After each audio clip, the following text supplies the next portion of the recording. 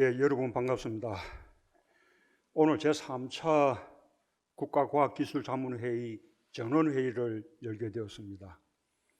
올해 민간위원 18분이 새로 위촉되었고 그 가운데 8분이 여성입니다.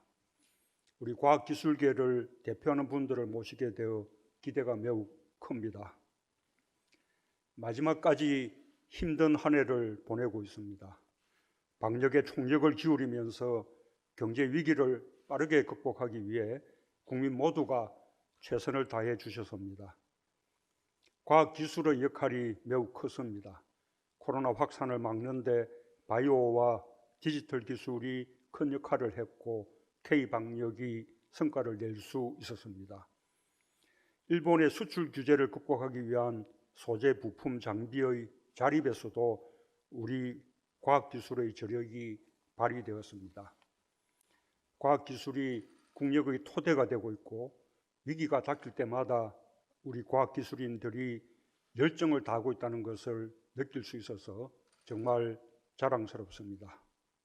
지금 이 시간에도 치료제와 백신 개발에 최선을 다해주고 계신 과학기술인들을 국민과 함께 응원합니다.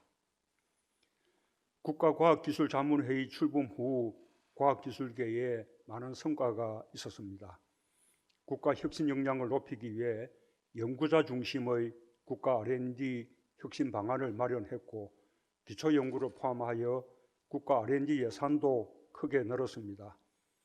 도전적 과제를 제도적으로 보장하여 R&D의 양과 질이 모두 개선되었습니다. 국가과학기술자문회의에서 심의한 정부의 내년 R&D 예산은 27조 4천억 원으로 역대 최대 규모입니다. 과학기술에 대한 정부의 강력한 의지와 미래를 위한 국민의 염원을 담은 것입니다.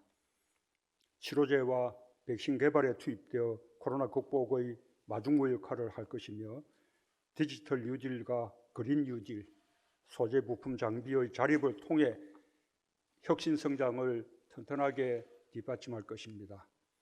국가의 미래를 위해 지혜를 모아주신 염한웅 부의장님을 비롯한 위원님들께 깊이 감사드립니다. 내년은 우리 과학기술계에 매우 뜻깊은 해가 될 것입니다. 정부와 민간을 합쳐 R&D 100조 시대를 열게 됩니다.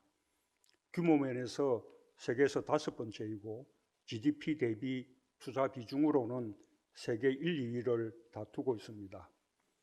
갈수록 커지고 있는 과학 입국의 원대한 꿈이 R&D 투자에 담겨 있습니다. 선도 국가가 되고자 하는 야망이라고 해도 좋습니다. 이제 우리는 국가 R&D 재원 중 민간 비중이 78%에 달할 정도로 기업과 대학, 연구소의 혁신 역량이 크게 높아졌습니다.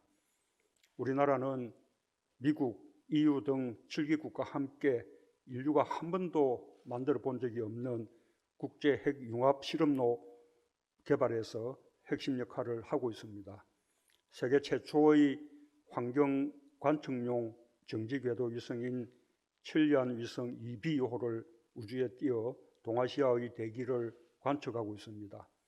세계에서 가장 빠른 초고속 전자카메라를 개발해 자연을 더 깊게 들여다보는 새로운 눈을 가지게 되었습니다.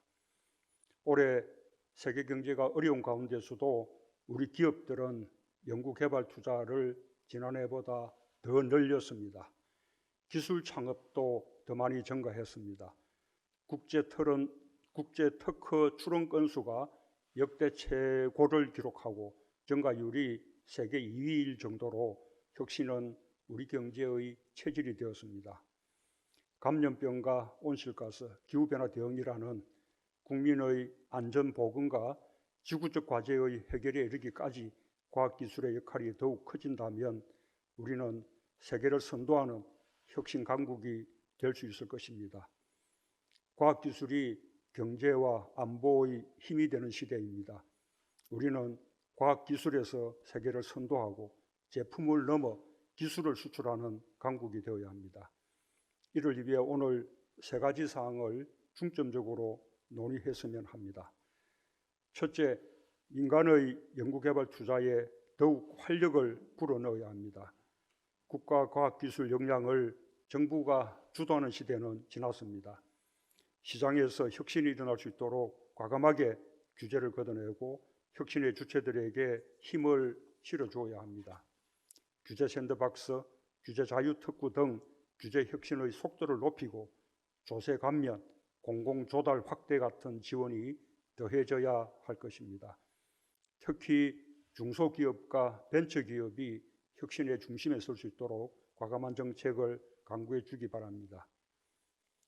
둘째, 국민의 생활과 긴밀하게 호흡하며 국민의 안전과 쾌적한 삶을 실현하는 기술을 발전시켜야 합니다. 기후변화, 감염병, 미세먼지, 폐플라스틱, 해양 쓰레기 같은 국민의 삶과 밀접한 분야에 정부와 과학계가 더 큰 관심을 가져주시기 바랍니다. 셋째, 탄소 중립 사회를 위한 과학기술 개발의 정밀한 전략이 필요합니다. 2050년까지 남은 30년은 결코 긴 시간이 아닙니다. 저탄소 산업과 에너지 구조로 전환하는 매우 어려운 과제입니다. 탄소 중립의 로드맵을 과학기술이 뒷받침해야 합니다. 과학기술과 함께 가야만 그 로드맵이 성공할 수 있을 것입니다. 핵심 기술의 개발과 함께 탄소 중립의 로드맵을 만들고 발전시켜가는 일에도 지혜를 모아주시기 바랍니다. 감사합니다.